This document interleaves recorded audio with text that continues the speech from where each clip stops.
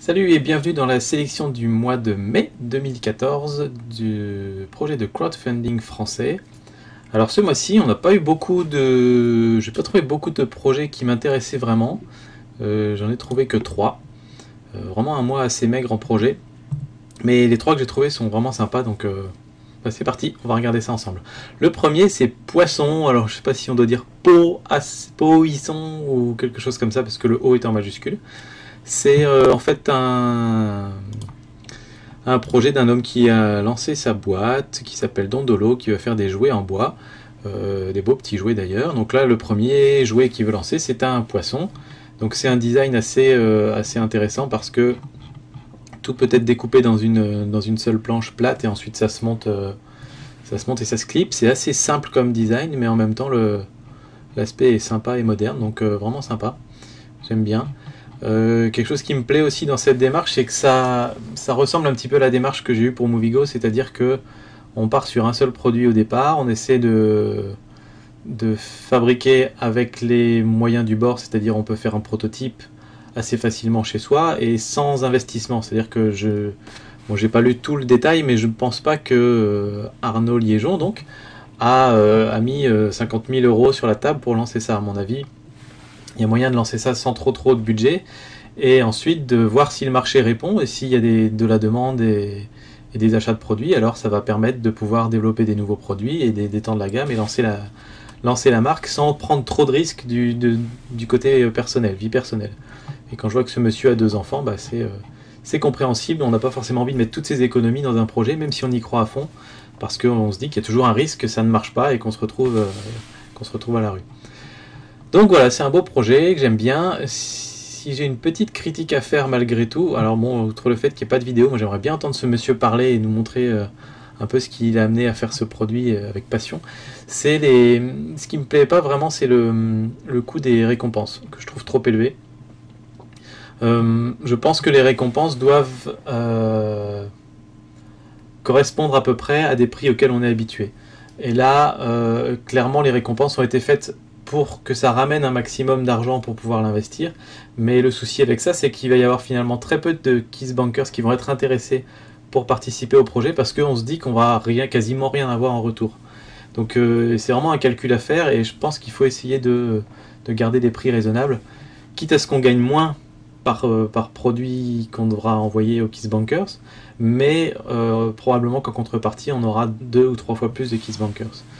Donc là par exemple on peut avoir une petite carte postale qui permet de fabriquer un petit poisson en papier pour 15 €, on peut avoir un badge pour 30 €, un t-shirt pour 70 €, et toutes ces choses là on sait qu'en réalité ça coûte beaucoup moins cher. On est habitué à acheter des t-shirts à 20 €, on est habitué à acheter, on peut avoir un badge à 7-8 €, donc je pense que c'est des prix qui sont raisonnables pour mettre dans les récompenses, sachant que pour lui ça va pas lui coûter 20 € de fabriquer le t-shirt. Normalement on peut se débrouiller pour 6, 7, 8 € pour faire un t-shirt quoi. Donc il gagne quand même de l'argent dessus. Mais là pour moi c'est vraiment trop cher. Et le souci avec tout ça, c'est qu'après on voit le poisson, qu'on peut avoir le poisson. Donc ça c'est vraiment chouette de pouvoir acheter le produit directement.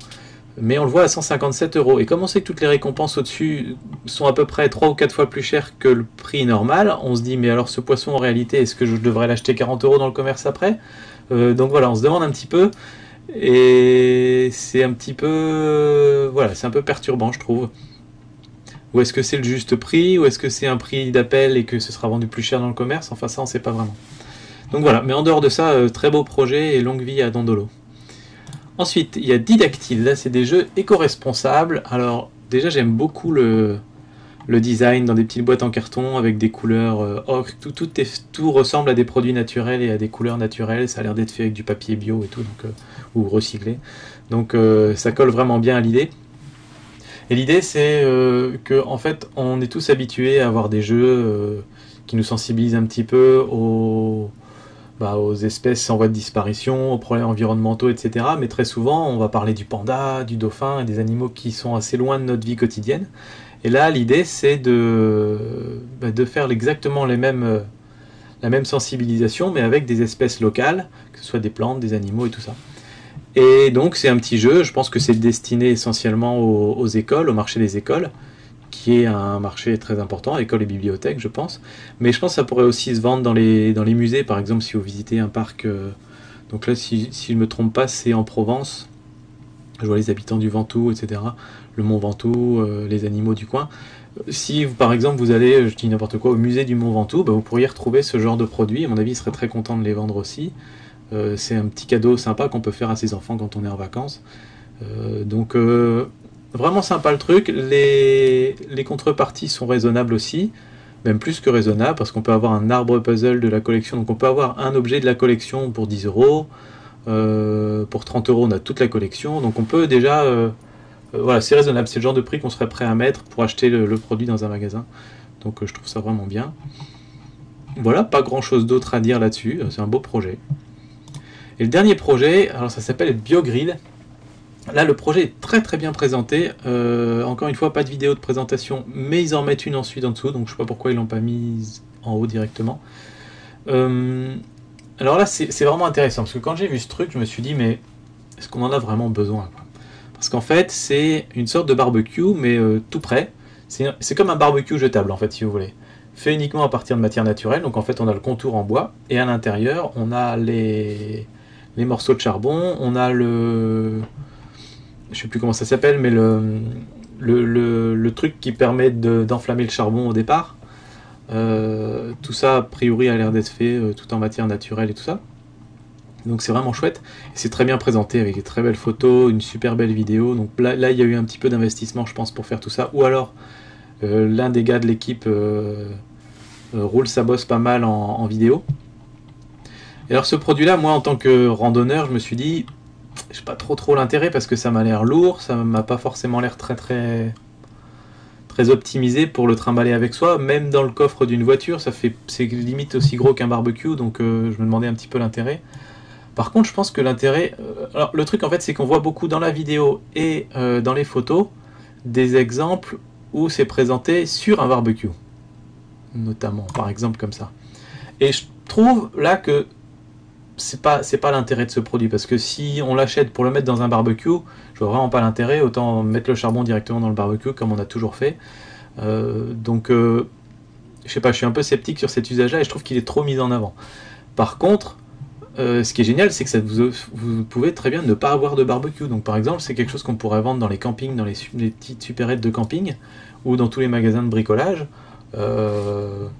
Vous vendez un truc comme ça, et par exemple, vous arrivez à votre camping le samedi soir, vous achetez ce petit truc en même temps que vous achetez vos bouts de viande et vos chips, et pendant toute la semaine, vous pouvez vous faire un barbecue avec, et vous n'avez rien à ramener, rien à emmener dans votre coffre, donc ça c'est vraiment sympa, et je pense qu'il y a un beau marché là-dessus. Donc voilà, un produit sur lequel j'étais sceptique au départ, et puis je commence à comprendre petit à petit quels pourraient être les intérêts. Et là aussi, dans les contreparties, alors là pour le coup, je trouve ça vraiment pas cher du tout. Peut-être que je me trompe, ou peut-être j'ai pas une bonne idée de la taille des produits. Alors certes, c'est que du bois et du charbon, mais il faut les produire, il faut les fabriquer, il faut les emballer et tout ça. Et là, on peut en avoir un pour 15 euros seulement. Si on met 25 euros, on en a deux. Pour 40 euros, on en a 4. Donc ça veut dire 10 euros pièce seulement. Donc c'est vraiment pas cher.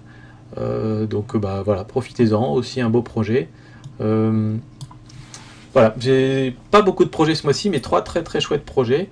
Et bah, j'espère que ça vous aura plu. N'hésitez pas à aller faire un petit tour. Soutenez les projets si ça vous correspond et si c'est des produits que vous avez envie de voir sortir. Et puis moi je vous dis à très bientôt pour une nouvelle édition. Ciao!